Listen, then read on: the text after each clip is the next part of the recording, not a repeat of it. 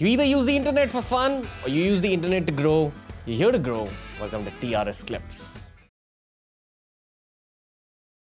I know this is a very complex question that I'm asking you, but I'll still go ahead. Which is, could you paint a simple picture of the global economy currently in 2023? Of course, I know you'll have to highlight America, you'll have to highlight Europe, the Gulf, Africa, and Asia in general. We don't really speak about Asia, especially the Far East and all this. It's never come up on the show. So I'd let you take it in whatever direction you think is best.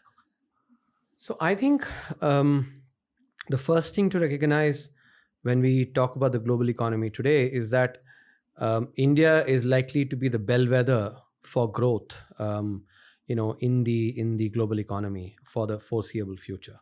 That's the first aspect. We'll be the, quite likely the fastest growing economy, among all the large economies, and thereby contributing to world growth, possibly the most. When you look at the US, I think the US,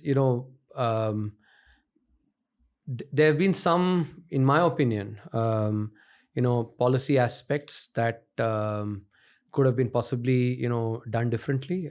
But US, I would always sort of be careful to bet against, because it's still the country where the best people, choose to go and live and work. And so by the fact that they actually get still, the world's best talent is something that you have to keep in, factored. When it comes to Europe, I think Europe, in my opinion, faces structural problems. Maybe the best may be behind. When it comes to China, I think we've already spoken the demographics and also some of the problems on their financial sector, the kind of investment, the overinvestment that they've done. All that will certainly mean this decade will be very tough for them. And maybe even going forward, things may be actually, may not be very rosy.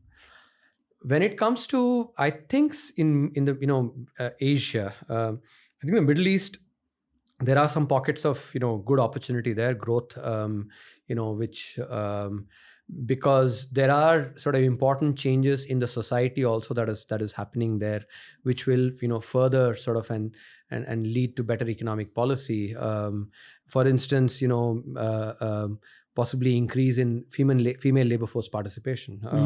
That may be something that can actually make a big difference to, in the Middle East. I think Africa, I am still, I don't have a very clear view at this point in time.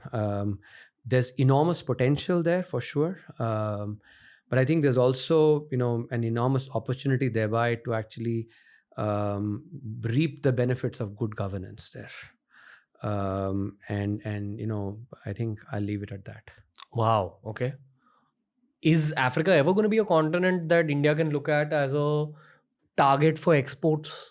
Oh, yeah, absolutely. I think, Africa is, is a very important continent for India, both in terms of sharing some of our lessons on, on development, on growth, but at the same time also as a partner, in trade and economic growth.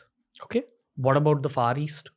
Yes, I think Far East for sure, because they are, as now, through some of the steps that are being taken now, by the current Prime Minister, I think he's built good relationships there as well.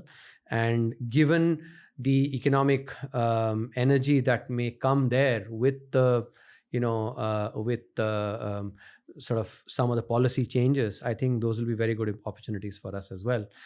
And there may be also important changes that may be happening, in the Far East, given climate change and, what that would mean for their own economic policies as well. So that could also be, important opportunities for India. New clips released at the same time that a podcast releases. This is TRS Clips. Make sure you subscribe.